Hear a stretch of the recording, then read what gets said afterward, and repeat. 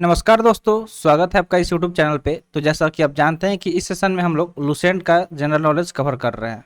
तो आज का हमारा जो लेक्चर है ये 12वां लेक्चर है। ऑलरेडी जो भी लेक्चर बनाया गया है उसका कंप्लीट प्लेलिस्ट आपको मिल जाएगा चैनल पे। तो अगर आपने वो सारे वीडियो नहीं देखा है तो जाके देख लीजिए, क्योंकि अगर आप वो सब वीडियो देखेंगे तो आपको काफ़ी ज़्यादा बेनिफिट होगा।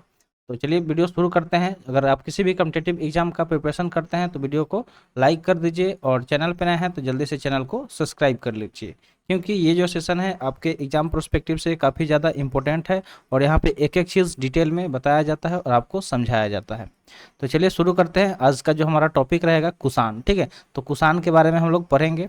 तो चलिए शुरू करते हैं। साथ में अगर नोटबुक रखिएगा और चीज़ें नोट डाउन करते रहिएगा तो उससे आपको काफ़ी ज़्यादा बेनिफिट होगा।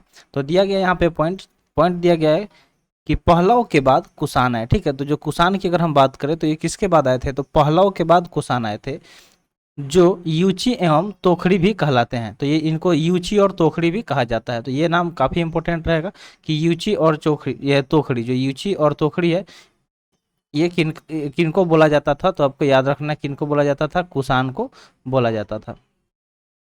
यूची नामक एवं कबीला 5 कुलों में बट गया था, ठीक है। यूची नामक एक कबीला था जो क्या हुआ था, 5 कुलों में बट गया था। उन्हीं में एक कुल के थे कुषाण, ठीक है। तो उन्हीं में क्या जो एक कुल था उनके कुषाण थे, ठीक है। तो याद रखिएगा कि जो यूची नामक एक कबीला 5 कुलों में बट गया था और उन्हीं 5 में से एक हुआ कुषाण। कुषाण वंश के संस्थापक कुजुल कडफिसेस थे, ठीक है। कौन थे, कुजुल कडफिसेस थे कुषाण वंश के संस्थापक। इस वंश का सबसे प्रतापी राजा कनिष्क था, ठीक है। अगर पूछा जाए कि जो कुषाण वंश था इसका सबसे प्रतापी राजा कौन था, तो वो था कनिष्क। इसकी राजधानी पुरुषपुर या पेशावर थी। कुषाणों की द्वितीय राजधानी मथुरा थी, ठीक है। तो इनका अगर द्वितीय राजधानी की बात करें तो कौन सा था, मथुरा था। कनिष्क ने 78 ईस्वी गद्दी पर बैठने के समय में एक संवत चलाया जो शक संवत कहलाया, ठीक है। जो शक संवत कहलाता है जिसे भारत सरकार द्वारा प्रयोग में लाया जाता है। तो अभी जो हम लोग संवत का प्रयोग करते हैं वो शक संवत ही है। और जिसे किसके द्वारा लाया गया था, तो कनिष्क ने इसे लाया था। कब लाया था, 78 ईस्वी पूर्व में, जब वो गद्दी पे बैठा था उसी समय उसने क्या किया था, इस संवत को चलाया था, जिसको शक संवत कहा जाता है। और जो हमारा भारत सरकार है वो उसे अभी भी यूज करती है। बौद्ध धर्म की चौथी बौद्ध संगीति कनिष्क के शासनकाल में कुंडलवन, जो कि कश्मीर में स्थित है, प्रसिद्ध बौद्ध विद्वान वसुमित्र की अध्यक्षता में हुई। तो जो बौद्ध धर्म की जो चौथी बौद्ध संगति हुई, ठीक है, तो वो किसके शासनकाल में हुआ था, तो कनिष्क के ही शासनकाल में हुआ था। और कहाँ हुआ था, तो कश्मीर में एक जगह है कुंडलवन, वहाँ पे एक प्रसिद्ध बौद्ध विद्वान कौन थे, वासुमित्र, उनकी अध्यक्षता में की गई थी। कनिष्क बौद्ध धर्म के महायान संप्रदाय का अनुयायी था। अगर हम कनिष्क की बात करें तो ये भी बौद्ध धर्म का फॉलोअर था, ठीक है। ये भी बौद्ध धर्म का फॉलोअर था, लेकिन उसमें हीनयान महायान था, ठीक है। तो जो महायान संप्रदाय था उसको वो ये फॉलो करते थे, ठीक है, उसको के ये अनुयायी थे, यानी कि फॉलोअर थे।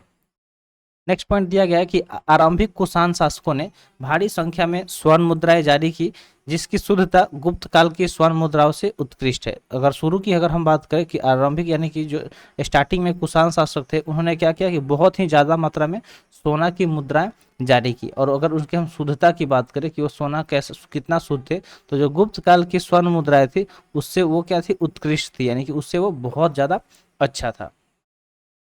कनिष्क का राजवेद आयुर्वेद का विख्यात विद्वान चरक था। चरक का नाम आपने सुना होगा, ठीक है। तो जो कनिष्क थे, ठीक है, कनिष्क के अगर राजवेद की बात करें कि कौन था, तो आयुर्वेद का जो विख्यात विद्वान चरक थे वही कौन थे, कनिष्क के राजवेद थे, जिसने चरक संहिता की रचना की। तो चरक संहिता का रचना किसके द्वारा किया गया है, तो जो कनिष्क के राजवेद हुआ करते थे विद्वान चरक, उन्होंने ही चरक संहिता की रचना की है। चलिए आगे बढ़ते हैं अगले पॉइंट की तरफ। अगला पॉइंट यहाँ पे दिया गया है कि महाविभास सूत्र के रचनाकार वसुमित्र है, ठीक है। अगर महा महाविभास सूत्र की अगर हम बात करें तो इसका रचनाकार कौन है, वासुमित्र है। इससे ही बौद्ध धर्म का विश्वकोश कहा जाता है। तो इससे क्या कहा जाता है, बौद्ध धर्म का विश्वकोश कहा जाता है। अगर हम कनिष्क की बात करें तो कनिष्क के राजकवि अश्वघोष ने बौद्धों का रामायण, जिसे बुद्ध चरित्र की रचना की, ठीक है, जिसे बुद्ध चरित्र भी बोला जाता है, तो उसका रचना किसके द्वारा किया गया था, तो कनिष्क के राजकवि अश्वघोष थे। उन्होंने ही बौद्धों का जो रामायण, जिसे बुद्ध चरित्र की बोला जाता है, उसका रचना किया गया था इनके द्वारा। अगले पॉइंट की तरफ चलते हैं। अगला पॉइंट दिया गया है कि वसुमित्र, ठीक है, पार्श्व नागा अर्जुन, महाचेत और संघ संघरक्ष भी कनिष्क के दरबार की विभूति थे। तो यहाँ पे जो भी आपको नाम दिख रहा है, जैसे कि वासुमित्र हो गया, पार्श्व हो गया, नागार्जुन हो गया, महाचेत हो गया और संघरक्ष थे, ये सब के सब कौन थे? कनिष्क के दरबार के विभूति थे। ठीक है, कनिष्क के दरबार के विभूति थे। भारत का आइंस्टीन नागा अर्जुन को कहा जाता है। तो बहुत बार ये क्वेश्चन पूछा जाता है कि भारत का आइंस्टाइन किसे कहा जाता है? तो भारत के आइंस्टाइन नागा अर्जुन को कहा जाता है। इनकी पुस्तक माध्यमिक सूत्र, इस पुस्तक में नागा अर्जुन ने सापेक्षता का सिद्धांत प्रस्तुत किया था। ठीक है, तो यहाँ पे आपसे पूछा भी जा सकता है कि इनका जो प्रसिद्ध पुस्तक था नागार्जुन का, कौन था? माध्यमिक सूत्र, जिसमें उन्होंने क्या किया था? सापेक्षता का सिद्धांत, ठीक है, सापेक्षता का सिद्धांत के बारे में बताया था। कनिष्क की मृत्यु 102 ईस्वी में हो गई थी। ठीक है, अगर हम कनिष्क की मृत्यु की बात करें तो इनका मृत्यु कब हुआ था? 102 ईस्वी में हुआ। कुषाण वंश का अंतिम शासक वासुदेव था, और कुषाण वंश के अगर हम अंतिम शासक की बात करें तो वो कौन थे? तो वो थे वासुदेव। ठीक है, जो वासुदेव था वो कुषाण वंश का अंतिम शासक था।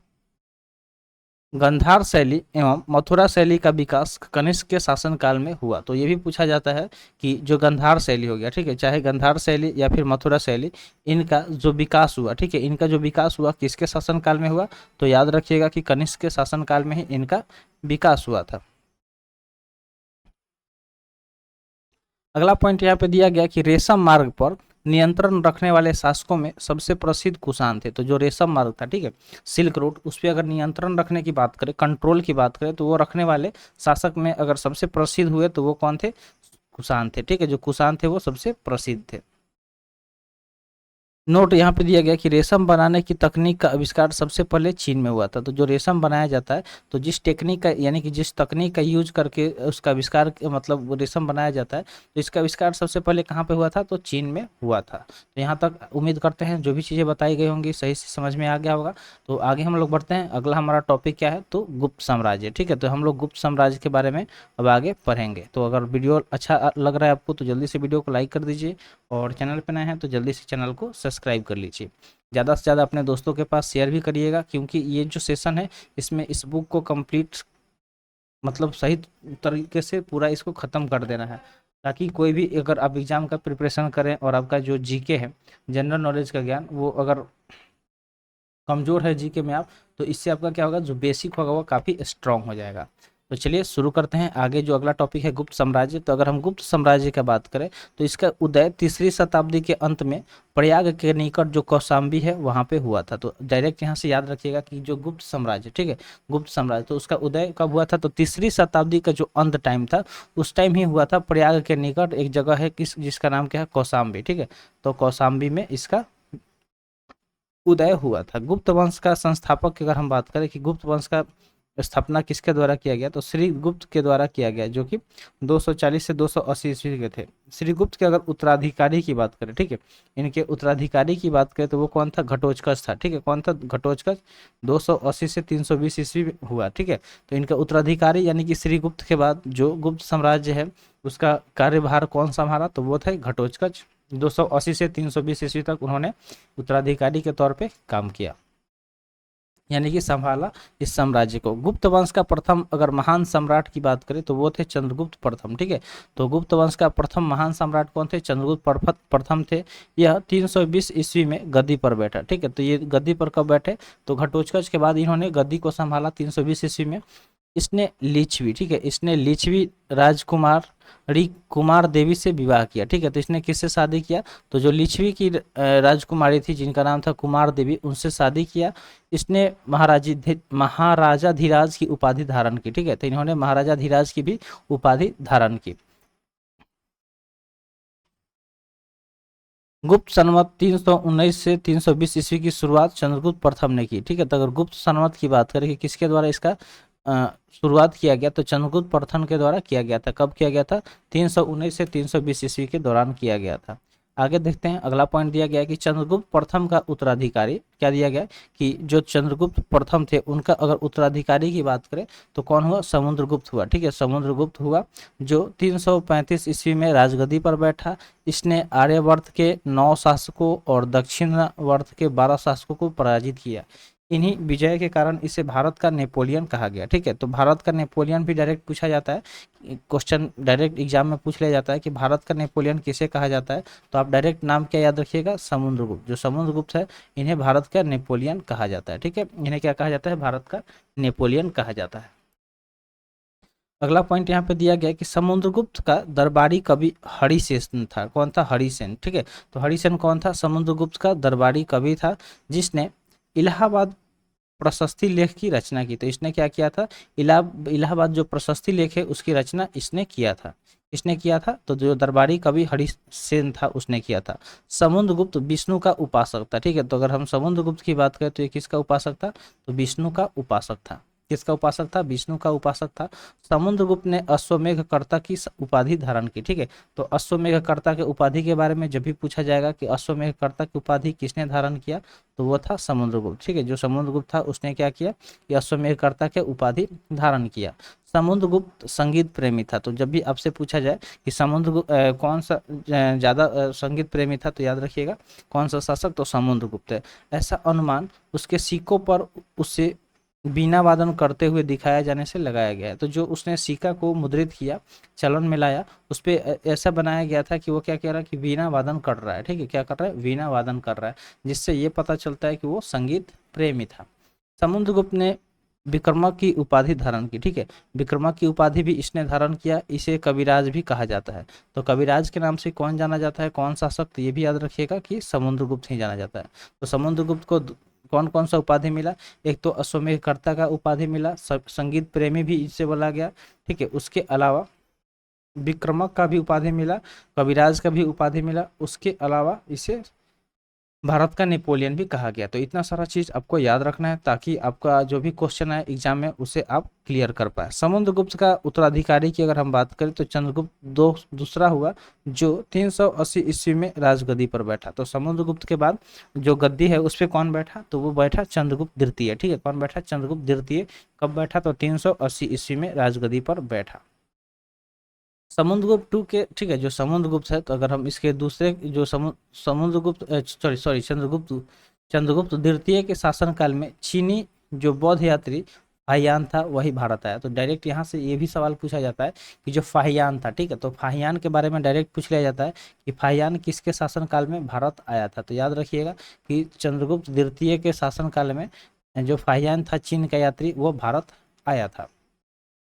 शकों पर, ठीक है, जो शक हैं उस पर विजय के उपलक्ष्य में चंद्रगुप्त द्वितीय ने चांदी के सिक्के चलाए। तो जब मतलब जो भी शक था उस पर अगर जब विजय हासिल किया चंद्रगुप्त द्वितीय ने, तो उस उपलक्ष्य में उसने क्या किया, चांदी के सिक्के को चला दिया। क्या किया, चांदी के सिक्के चलाए। चंद्रगुप्त द्वितीय का उत्तराधिकारी अगर हम बात करें तो वो कौन बना, कुमारगुप्त प्रथम बना या गोविंद गुप्त बना। ठीक है, तो 415 ईस्वी से 454 ईस्वी हुआ।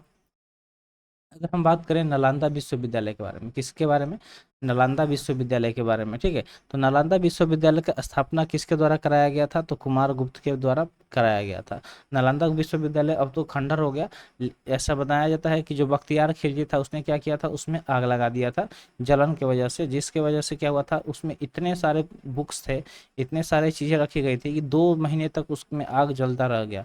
और उसी टाइम जो नालंदा विश्वविद्यालय है जो कि बिहार के नालंदा जिले में स्थित है, तो वहाँ पे वो अभी खंडर के रूप में है और वहाँ पे लोग जाते भी हैं घूमने, और उसके बदले में एक नया यूनिवर्सिटी बनाया भी गया है। ठीक है, तो जिसमें अब सब कुछ चालू हो गया। लेकिन जो वो था उस टाइम जो नालंदा विश्वविद्यालय था उसका भी हम लोग कंपेयर नहीं कर सकते हैं, क्योंकि उस टाइम विदेश से बहुत सारे ऐसे यात्री आए, मतलब वहाँ पे पढ़ने के लिए पर्पज से ही नालंदा विश्वविद्यालय में आए थे। तो नालंदा विश्वविद्यालय के बारे में आपको ये चीज़ तो किसी तरह याद रखना है कि इसका स्थापना किसके द्वारा कराया गया। ठीक है, तो नालंदा विश्वविद्यालय का स्थापना किसने कराया, तो कुमारगुप्त ने किया था। अगला पॉइंट दिया गया है कि कुमारगुप्त प्रथम का उत्तराधिकारी स्कंदगुप्त जो कि 455 से 467 ईस्वी हुआ। तो कुमारगुप्त का अगर उत्तराधिकारी के बारे में पूछा जाएगा तो कौन हुआ, तो स्कंदगुप्त हुआ। कौन हुआ, स्कंदगुप्त। स्कंदगुप्त ने गिरनार पर्वत पर स्थित सुदर्शन झील का पुनरुद्धार किया, ठीक है। तो जो गिरनार पर्वत है वहां पे है सुदर्शन झील, ठीक है, वहां पे क्या है सुदर्शन झील, जिसका पुनः रुद्रार किया गया, किसके द्वारा किया गया, तो स्कंद गुप्त के द्वारा किया गया। किसके द्वारा किया गया, स्कंद गुप्त के द्वारा किया गया। और स्कंद गुप्त कौन था, तो कुमार गुप्त प्रथम का उत्तराधिकारी हुआ। स्कंद गुप्त ने परमदत्त और सौराष्ट्र का गवर्नर नियुक्त किया, ठीक है।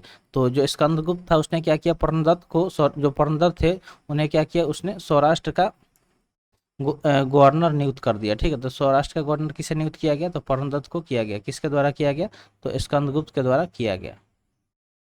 स्कंदगुप्त के शासनकाल में ही हुनों का आक्रमण शुरू हो गया। तो जब स्कंदगुप्त का शासनकाल था उसी टाइम हुनों के द्वारा आक्रमण शुरू हो गया।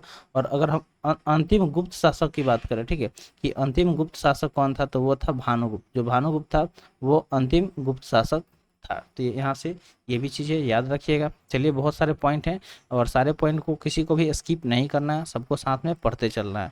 पढ़ने से क्या होगा कि अगर अभी एक बार पढ़ेंगे तो ये तो है नहीं कि एक बार में आप पूरे याद कर जाओ, लेकिन जब बार बार उस चीज़ को रिवाइज करोगे, आपके सामने आएगा, उससे रिलेटेड क्वेश्चन आएगा, तो एक बार आप पढ़े रहेंगे तो वो चीज़ आपके माइंड में डायरेक्टली आ जाएगा और आपसे सही आंसर कर सकते हैं। तो इस तरह से आपको पढ़ना है, ठीक है। आगे बढ़ते हैं नेक्स्ट पॉइंट की तरफ। नेक्स्ट पॉइंट दिया गया है कि गुप्त साम्राज्य की सबसे बड़ी पारदर्शी इकाई देश थी, ठीक है। तो सबसे बड़ी पारदर्शी इकाई की हम बात करें गुप्त साम्राज्य का, तो वो कौन था, देश था, जिसके शासक को गोप्ता कहा जाता था। एक दूसरी पारदर्शी इकाई भुक्ति थी, जिसके शासक उपरी कहलाते थे, ठीक है। तो ये पॉइंट भी यहाँ मोस्ट इंपोर्टेंट हो जाता है। इसी तरह के क्वेश्चन आपसे डायरेक्ट पूछे जाते हैं। तो दिया गया कि भुक्ति के नीचे विषय नामक प्रशासनिक इकाई होती थी, ठीक है। तो जो विषय नामक प्रशासनिक इकाई होती थी वो किसके नीचे होती थी, भुक्ति के नीचे होती थी, जिसके प्रमुख विषय पति कहलाते थे। और जो ये विषय नामक प्रशासनिक इकाई होती थी, इसके अगर जो प्रमुख थे उसको क्या कहा जाता था, विषय पति कहा जाता था। पुलिस विभाग का अगर हम बात करें, ठीक है, पुलिस विभाग के बारे में यहाँ पे क्या दिया गया कि पुलिस विभाग का जो मुख्य उत्तराधिकारी अधिकारी था उसका नाम था दंडपासी, ठीक है। क्या नाम था, दंडपासी। तो वो दंडपासी कहलाता था। तो पुलिस अधिकारी का, पुलिस विभाग का मुख्य अधिकारी क्या कहलाता था, दंडपासी कहलाता था। पुलिस विभाग के साधारण कर्मचारियों को चाट एवं भाट कहा जाता था। तो जो भी कर्मचारी जो कि साधारण थे पुलिस विभाग के, उन्हें चाट एवं भाट कह के बुलाया जाता था, ठीक है। तो ये पुलिस विभाग के साधारण कर्मचारी के लिए किया गया यूज नाम यहाँ पे दिया गया है। आगे बढ़ते हैं। अगला पॉइंट यहाँ पे क्या दिया गया कि प्रशासन की सबसे छोटी इकाई ग्राम थी, ठीक है। जो प्रशासन है उसकी सबसे छोटी इकाई क्या थी, ग्राम थी। और ग्राम का प्रशासन, ठीक है, अगर ग्राम के प्रशासन की बात करें तो ग्राम सभा द्वारा संचालित होता था। तो जो भी ग्राम का प्रशासन था उसको किसके द्वारा संचालित होता था, तो ग्राम सभा द्वारा संचालित होता था। ग्राम सभा के मुखिया की अगर हम बात करें तो उसे ग्रामीण कहा जाता था। क्या कहा जाता था, ग्रामीण, यानी कि वो ग्रामीण कहलाता था। एवं अन्य जो भी सदस्य थे वो महतर कहलाते थे। क्या कहलाते थे, महतर कहलाते थे।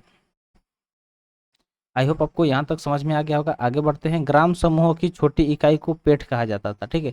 तो जो ग्राम समूह थी, जो गांवों का समूह था, उसका जो सबसे छोटी इकाई था, जो सबसे छोटा इकाई है उसको क्या कहा जाता था, पेठ कहा जाता था। गुप्त शासक, ठीक है, जो गुप्त शासक कुमार गुप्त के दामोदरपुर ताम्रपत्र में भूमि बिक्री संबंधी अधिकारियों के क्रियाकलाप का उल्लेख है। तो अगर हम बात करें गुप्त शासक का जो कुमार गुप्त है, तो उसके जो दामोदरपुर ताम्रपत्र के भूमि में जो बिक्री संबंधी अधिकारियों के जो भी क्रियाकलाप थे उसका उल्लेख किया गया है।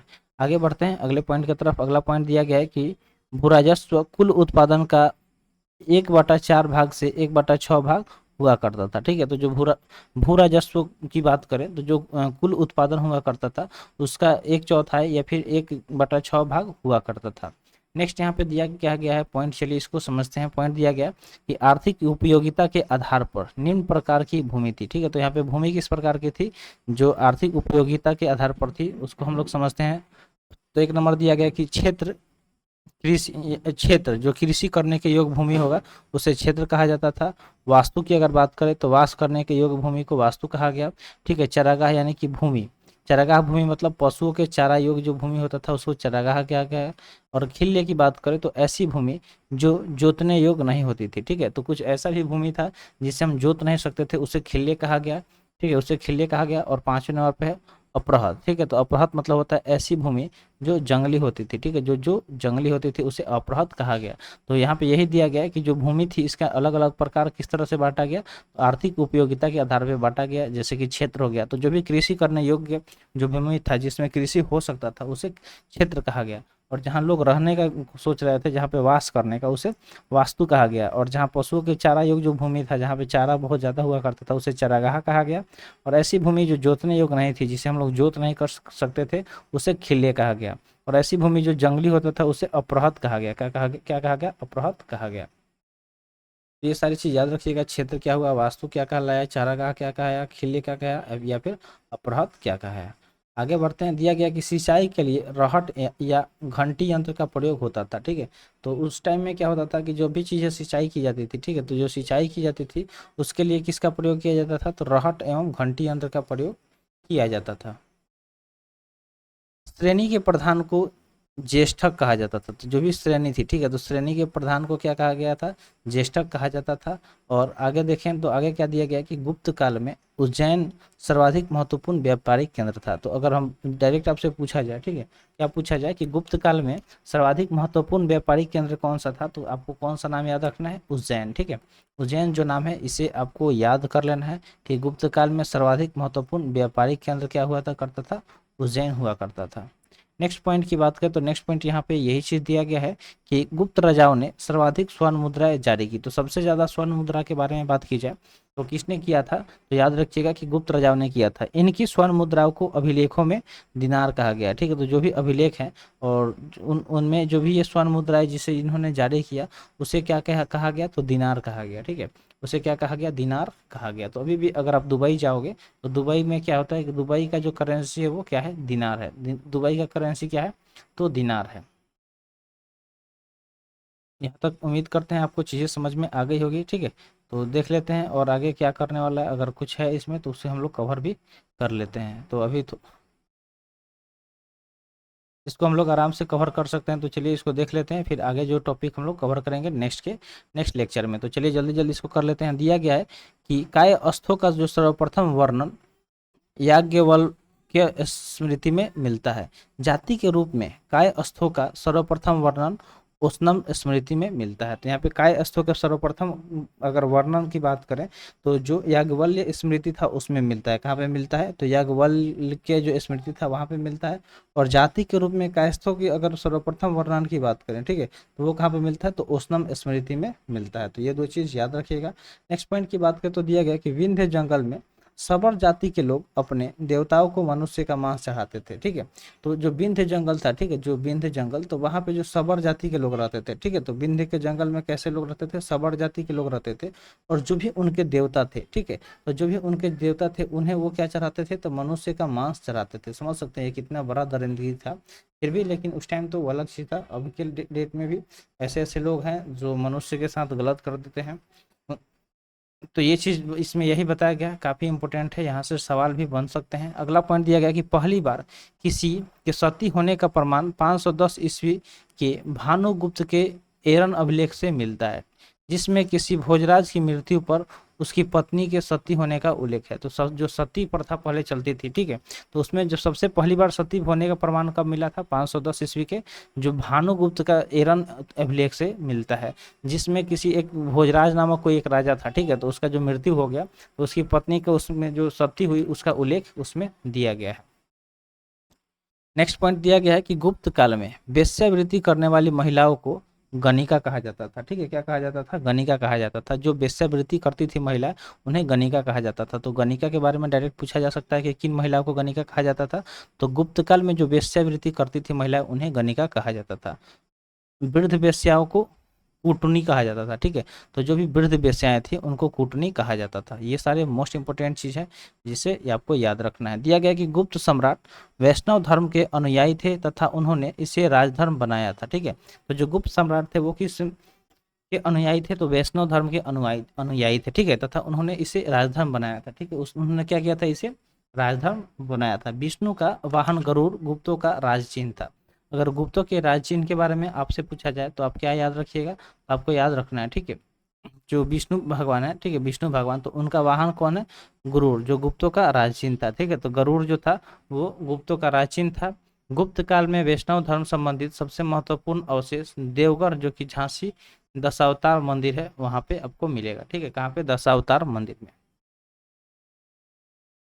अगला पॉइंट यहाँ पे ये दिया गया है कि अजंता में निर्मित कुल 29 गुफाओं में वर्तमान के केवल 6 ही शेष है, जिसमें गुफा संख्या 16 एवं 17 ही गुप्तकालीन है।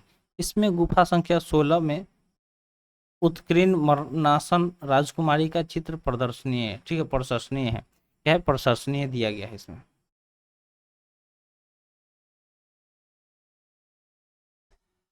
नेक्स्ट यहाँ पे दिया गया पॉइंट पॉइंट को चलिए समझते हैं। दिया गया है कि गुफा संख्या 17 के चित्र को चित्रशला कहा गया है, ठीक है। तो जो गुफा संख्या 17 है वहाँ का जो भी चित्र है उसे चित्रशला कहा गया है। इस चित्रशला में बुद्ध के जन्म, जीवन, महाभिनिष्क्रमण एवं महापरिनिर्वाण की घटनाओं से संबंधित चित्र उद्धृत किए गए हैं। तो जो गुफा संख्या 17 है उसे चित्रशला कहा गया है और उसमें बुद्ध के बारे में हर चीज को डिस्क्राइब किया गया है।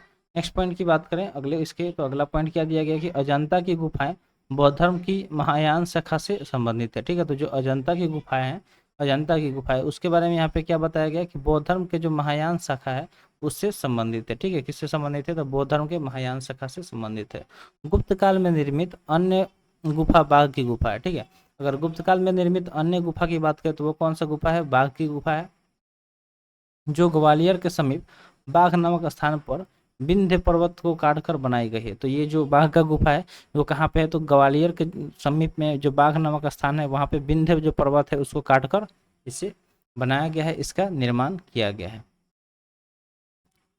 चंद्रगुप्त द्वितीय के शासनकाल में संस्कृत भाषा का सबसे प्रसिद्ध कवि कालिदास थे, ठीक है। तो जो कालिदास थे वो चंद्रगुप्त द्वितीय के शासनकाल में संस्कृत भाषा के सबसे प्रसिद्ध कवि हुए थे, हुआ करते थे, ठीक है। किसके टाइम में? तो चंद्रगुप्त द्वितीय के टाइम में।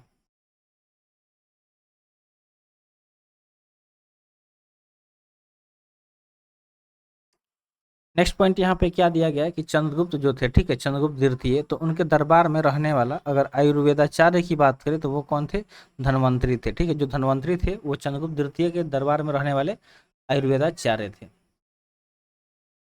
गुप्त काल में विष्णु शर्मा द्वारा लिखित पंचतंत्र, ठीक है, विष्णु शर्मा द्वारा लिखित जो पंचतंत्र है वो कब लिखा गया? तो गुप्त काल में लिखा गया है। संस्कृत को संसार का सर्वाधिक प्रचलित ग्रंथ माना जाता है, ठीक है। तो जो गुप्त काल में विष्णु शर्मा द्वारा पंचतंत्र लिखा गया संस्कृत में, उसे संसार का सबसे प्रचलित ग्रंथ माना जाता है। बाइबिल के बाद इसका स्थान दूसरा है, ठीक है। तो नंबर 1 पे कौन है? बाइबिल है। और इसके बाद इसका स्थान की अगर हम बात करें तो दूसरा है। इसे 5 भागों में बांटा गया है। और ये जो विष्णु शर्मा द्वारा लिखित पंचतंत्र है उसे कितने भागों में बांटा गया है? तो 5 भागों में बांटा गया है। चलिए पांचों को समझते हैं। तो पहला है मित्र भेद, दूसरा है मित्र लाभ, तीसरा है संधि विग्रह, चौथा है लब्ध प्रनाश और पांचवा है अपरीक्षाकारित्व, ठीक है, अपरीक्षाकारित्व। चलिए ऊपर कुछ चीजें दी गई है जिसको हम लोग पहले समझ लेते हैं। इसमें दिया क्या गया कि गुप्तकालीन प्रसिद्ध जो मंदिर है, ठीक है, यानी कि गुप्त काल में जो भी प्रसिद्ध मंदिर थे उसके बारे में यहाँ पे दिया गया। तो चलिए इसको देख लेते हैं। पहले इधर मंदिर है और इसका स्थान। तो विष्णु मंदिर की बात करें तो तिगवा, जो कि जबलपुर में, मध्य प्रदेश के जबलपुर में स्थित है। शिव मंदिर की बात करें तो ये मध्य प्रदेश के नगौदा में भुमरा में स्थित है। पार्वती मंदिर की बात करें तो ये नैना कुठार, जो कि मध्य प्रदेश में स्थित है। दशावतार मंदिर की बात करें तो ये क्या है? उत्तर प्रदेश में जो झांसी जगह है वहीं पे एक देवगढ़ जगह है वहाँ पे स्थित है। शिव मंदिर की बात करें तो जो खो है, जो कि नागौद मध्य प्रदेश में स्थित है। अगर भीतरगांव मंदिर की बात करें तो ये भीतरगांव, जो कि लक्ष्मण मंदिर ईंटो, कानपुर उत्तर प्रदेश में स्थित है। तो यहाँ तक उम्मीद करते हैं आपको चीज़ें समझ में आ गया होगा। तो चलिए आगे बढ़ते हैं और इसके आगे का हम लोग पॉइंट को डिस्कस करते हैं। तो कुछ पॉइंट है जिसको हम लोग डिस्कस करेंगे और सेशन को वहीं पे आज समाप्त कर देंगे, ठीक है। तो यहाँ पे अगला पॉइंट ये दिया गया है। पॉइंट क्या दिया गया है कि आर्यभट्ट ने, ठीक है, जो आर्यभट्ट का नाम आपने सुना होगा, तो आर्यभट्ट ने आर्यभट्टियम एवं सूर्य सिद्धांत नामक ग्रंथ लिखे, ठीक है। तो इन्होंने क्या किया था? 2 ग्रंथ लिखा था। कौन कौन सा? एक तो आर्यभट्टनियम और दूसरा सूर्य सिद्धांत नामक। इसी ने सर्वप्रथम बताया कि पृथ्वी सूर्य के चारों ओर घूमता है। तो सबसे पहले किसने ये चीज बताया था? ठीक है, सबसे पहले किसने ये चीज बताया था कि जो पृथ्वी है, ठीक है, जो पृथ्वी है वो सूर्य के चारों ओर घूमता है। तो ये आर्यभट्ट द्वारा बताया गया था। चंद्रगुप्त द्वितीय के दरबार में रहने वाले कुछ प्रमुख विद्वान की अगर हम बात करें तो वो आर्यभट्ट हो गए, वाराहमिहिर हो गए, धन्वंतरी हो गए और ब्रह्मगुप्त हो गए। तो ये कुछ ऐसे मतलब जो विद्वान थे जो चंद्रगुप्त द्वितीय के दरबार में रहते थे। कहाँ रहते थे? तो चंद्रगुप्त द्वितीय के दरबार में ये लोग रहते थे। पुराणों की वर्तमान रूप में रचना गुप्त काल में हुई। ठीक है, तो जो भी पुराण है अगर वर्तमान रूप में अगर इसकी रचना की बात करें तो कब हुआ? तो गुप्त काल में हुआ। इसमें ऐतिहासिक परंपराओं का उल्लेख है। तो जो भी ऐतिहासिक परंपराएं थी उसका उल्लेख आपको कहाँ पे देखने को मिलेगा? तो इसी में मिलेगा। ठीक है, तो गुप्त काल में चांदी के सिक्कों का रुपया कहा जाता था। ठीक है, तो जो भी मतलब अगर गुप्त काल की बात करें तो गुप्त काल में जो चांदी के सिक्के थे, ठीक है, जो भी चांदी के सिक्के थे उन्हें रुपया कहा जाता था। क्या कहा जाता था? तो रुपये का। ठीक है, रुपये का कहा जाता था, ना कि रुपया, रुपये का कहा जाता था। अगला पॉइंट दिया गया, पॉइंट ये है यहाँ पे कि याज्ञवल्क्य। ठीक है, तो जो याज्ञवल्क्य, नारद, कात्यायन एवं बृहस्पति स्मृतियों का रचना गुप्त काल में हुई थी। ठीक है, तो ये जो यहाँ पे जो भी स्मृति दी गई है इनकी रचना की बात करें तो कहाँ कब हुआ था? गुप्त काल में हुआ था। ठीक है, कब हुआ था? तो गुप्त काल में हुआ था। अगला पॉइंट दिया गया कि मंदिर बनाने की कला का जन्म गुप्त काल में ही हुआ। तो जो मंदिर बनाने का कला था इसका शुरुआत की अगर हम बात करें तो इसका भी शुरुआत कब हुआ था? तो गुप्त काल में हुआ था। नेक्स्ट, और इस सेशन का लास्ट पॉइंट दिया गया कि सांस्कृतिक उपलब्धियों के कारण गुप्त गुप्त काल को भारतीय इतिहास का स्वर्ण युग कहा गया था। ठीक है, तो जब भी आपसे पूछा जाए कि भारतीय इतिहास का स्वर्ण युग किसे कहा जाता है तो आपको बस एक ही चीज़ याद रखना होगा कि गुप्त काल को। ठीक है, जो गुप्त काल था उसे भारतीय इतिहास का स्वर्ण युग भी कहा जाता था। तो आज के लिए इतना ही। उम्मीद करते हैं जो भी चीज़ें बताई गई होंगी आपको समझ में आ गया होगा। तो मिलते हैं फिर अगले वीडियो में। Thanks for watching. जय हिंद।